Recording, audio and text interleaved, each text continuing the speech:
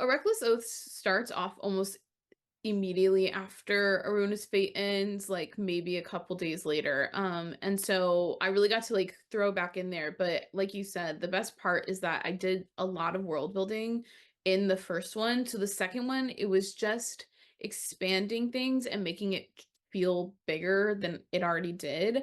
But I got to really focus on character development because I didn't have to do as much world building. And I think that was really fun for me, like revisiting that world. And I think that is always the best thing to go back to when you're doing a series or sequels. It's like, oh, I've already did a lot of this work. Now I get to play with the characters and their arcs. And that is my favorite thing about a Reckless Oath for sure, is like delving into their backstories and the very messy group dynamics that sort of come as a result of the consequences of Aruna's fate.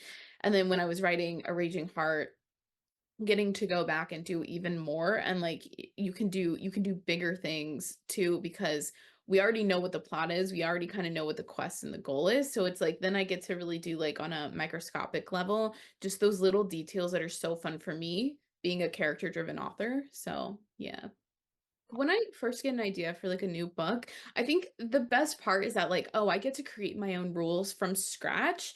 And I really like I love media so much. I mean, just as a creator, as an artist, I feel like we pull inspo from so many different kinds of places. And I love the idea that I get to do my own take on it and I get to enter my own things into the large lore that already exists. For certain fantasy elements.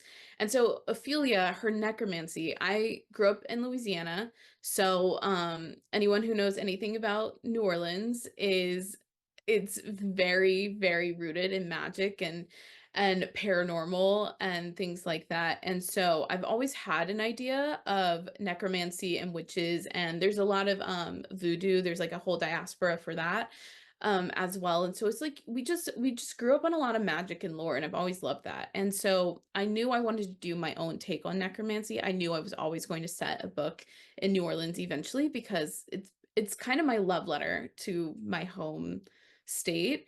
And her version of necromancy is it's very like the balance of life and death and helping people who are grieving. And it's not so much like sort of the insidious nature of it. Like we're not reanimating a zombie army or anything like that, but it's very like people like connecting people and the very delicate grief that you kind of go through when someone dies. And so I really wanted it to be both magical and sort of spiritual in that aspect. Phantasma really centers around Ophelia and Genevieve's sisterly relationship. Genevieve is her younger sister, a lot more impulsive, a lot more, she's ready to kind of be rid of the like doom and gloom of their family's magic trade. But Ophelia is the eldest, so she's very much stuck in it. She also feels a lot of responsibility to continue on her family's legacy. They've just lost their mother, which I think a really fun part about the necromancy aspect of this is even though her mother, like on page one, is not alive any longer, she still looms, like her presence still looms over the entirety of the book. And I think that's a big theme. And then our other main character, Blackwell, is a shifty, charismatic phantom who ends up sort of entering this Faustian bargain with Ophelia, and it's really their love story that takes the forefront of the book. So it was really exciting to do all different kinds of like love. We have the very tense like motherly, familial, the sisterly sort of aspect, and then the romantic aspect as well.